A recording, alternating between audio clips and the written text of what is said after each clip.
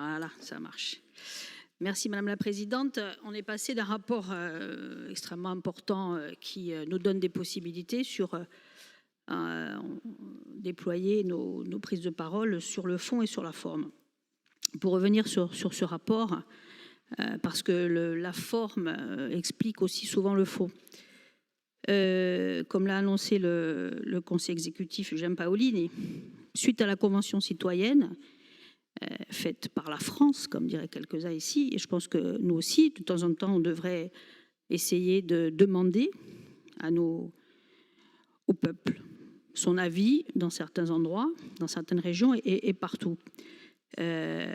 Suite à cette Convention citoyenne sur le climat, est né un texte assez innovant, une loi assez dense, dans laquelle, loi climat et résilience, le législateur a créé, on peut le dire, je pense, une petite révolution en termes d'urbanisme.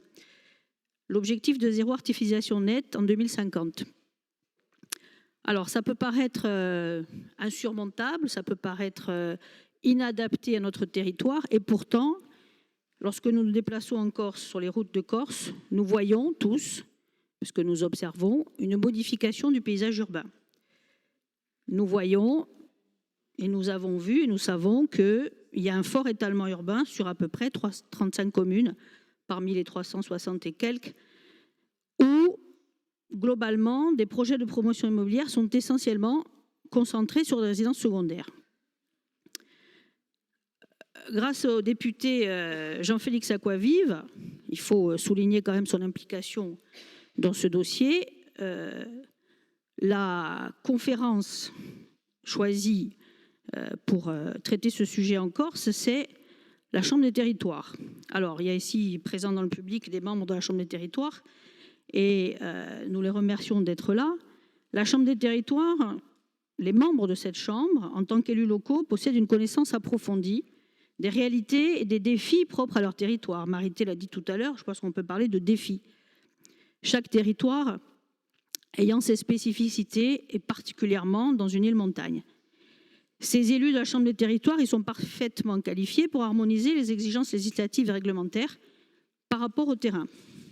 Dans un contexte de non-artificialisation des sols, contexte sensible, ça a été dit par tous, leur expérience et leur expertise vont être importantes.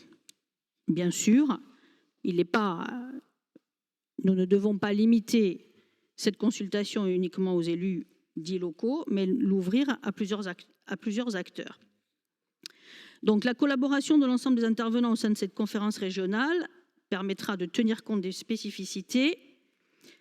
Tenir compte des spécificités de notre territoire, ce sera aussi, et ça a été présenté par le député Jean-Félix Acquavive, établir de l'équité entre les communes rurales, les communes dites rurbaines, qui sont de plus en plus nombreuses, et les communes urbaines qui, elles aussi, ont leurs problématiques. La vision stratégique de la non-artificialisation, elle vise à préserver l'environnement, elle vise à protéger les terres agricoles, dans l'objectif, effectivement, comme l'a dit notre collègue, d'une autonomie alimentaire, et elle vise aussi, et les événements dus au changement climatique de ces derniers jours le démontrent, à lutter contre les effets du changement climatique. Ça a été dit aussi, tout en essayant de promouvoir le développement des territoires. Parce que développer, c'est aussi construire. Mais des fois, développer, c'est aussi ne pas construire. Donc, en tant qu'élu de la collectivité de Corse, dont quelques-uns sont en charge des responsabilités locales, il nous incombe de prendre des décisions éclairées. Tout à l'heure, le Conseil exécutif répondra sur les questions du PADUC. Moi, ce que je voudrais dire, que je crois que nous sommes tous d'accord, ou peut-être pas tous, mais en tout cas nous, nationalistes, la non-artificialisation nette, c'est un pilier essentiel de notre démarche.